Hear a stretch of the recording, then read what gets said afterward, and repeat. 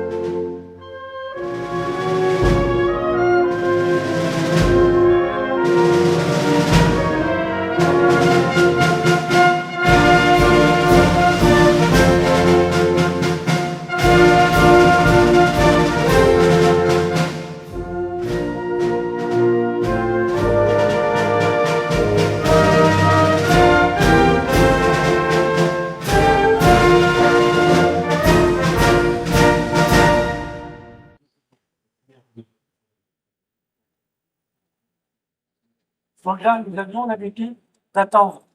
Soldat, nous avions l'habitude d'attendre. Et peu à peu, nous découvrons que leur rire lève. Et peu à peu, nous découvrons que la rivière lève. Jamais plus. Nous ne l'entendrons jamais plus. Là, Là, c'est interdit pour toujours. c'est interdit toujours. Alors commence notre deuil vers Les points et souvent, amen. Il est point réchauffant et un peu amer. Rien, rien, rien, jamais. Rien, rien, rien. Jamais ne remplacera les compagnons perdus disparus.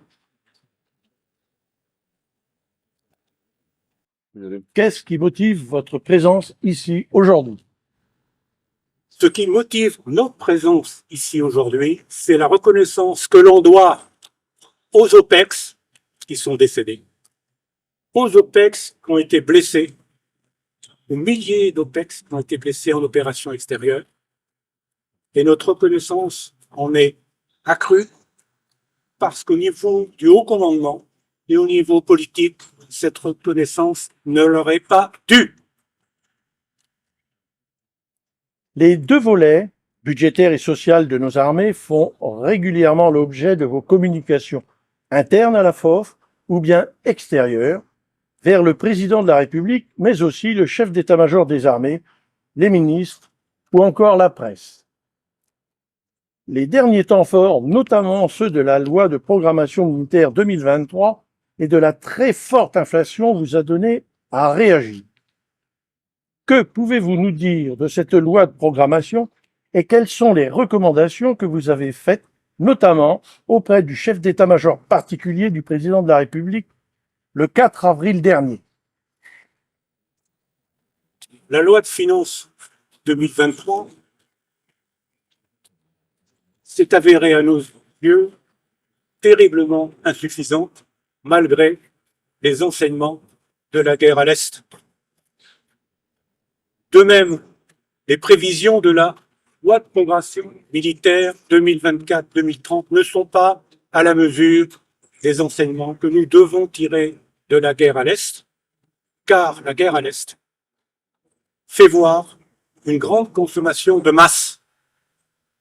La masse, en termes d'effectifs, en termes de matériel, en termes de munitions, qui sont déferlées, qui chaque jour en Ukraine.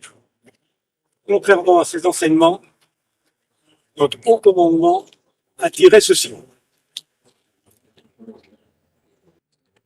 Les effectifs des armées sont notoirement insuffisants. Alors que le haut commandement crée de nouveaux états-majors pour la guerre future, pour la guerre hybride, pour le renseignement et la cyberdéfense, eh bien, ce sont les régiments de mêlée, principalement d'infanterie, qui voient leur 5e compagnie dissoute, alors que cette 5e compagnie avait été mise en valeur, en renfort, pour passer de 66 000 hommes à 77 000 hommes en opération, en troupes opérationnelles. Pardon. Et au niveau social, puisque cela intéresse le monde combattant, et principalement les gens en OPEX et les gens blessés, eh bien, c'est toujours le même langage. Le budget des anciens combattants, en 3 ans, est passé de 3 milliards d'euros à 1,8 milliard d'euros. Les pensions d'invalidité sont toujours à la ramasse par rapport aux pensions d'invalidité civiles. Et les effectifs continuent de décroître, alors qu'il faudrait accorder le surplus de ce budget pour améliorer ce qui peut l'être, c'est-à-dire le point d'indice des pensions militaires d'invalidité qui conditionne aussi le montant de toutes les autres prestations sociales servies. En 2021, vous appeliez de vos vœux la candidature du général Pierre de Villiers à la présidence de la République et vous indiquiez qu'il était le premier des Français par sa droiture et son sens du devoir. Quels vœux formulez-vous aujourd'hui?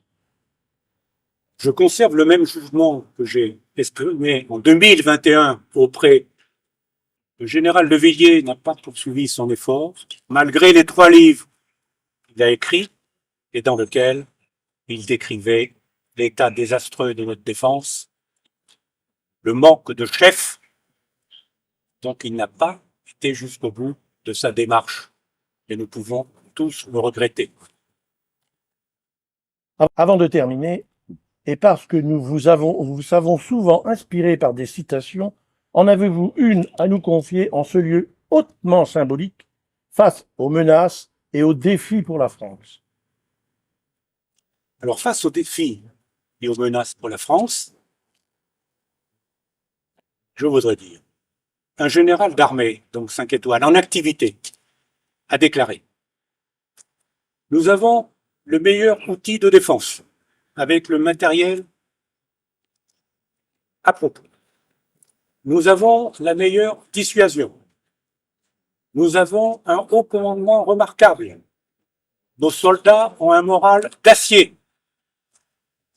Nous n'agissons pas dans un contexte de guerre, mais dans un contexte d'opération militaire. Il s'agissait du général Weygand, qui parlait ainsi en juillet 1939. Quelques mois plus tard, à l'issue d'un combat de haute intensité mais très bref, la France subissait une défaite humiliante et la plus grande défaite militaire de son histoire. Merci, mon colonel, pour toutes ces réponses. Avez-vous quelque chose à rajouter? Oui, nous avons quelque chose à rajouter. Face à ceux qui attaquent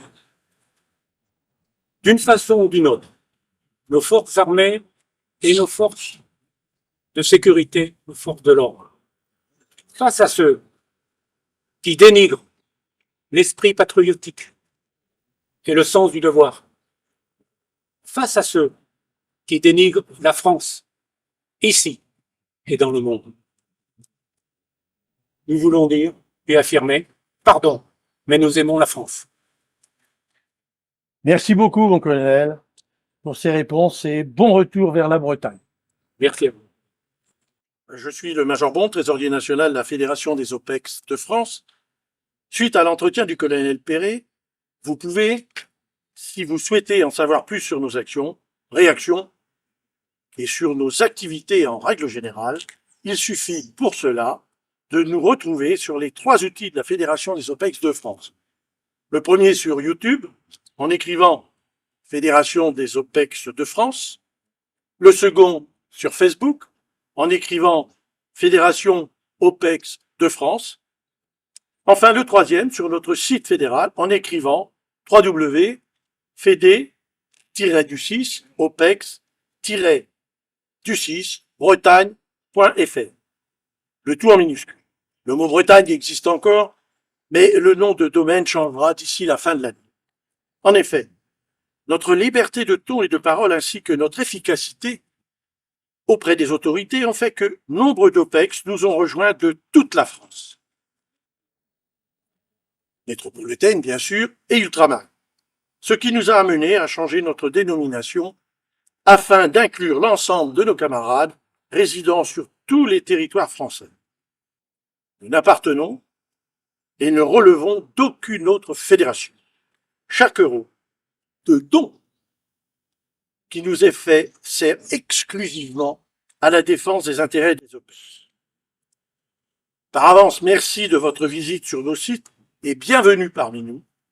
Si vous choisissez de nous rejoindre, en attendant pour nous encourager dans vos actions, abonnez-vous sur notre chaîne qui est toute jeune en mettant un pouce en l'air.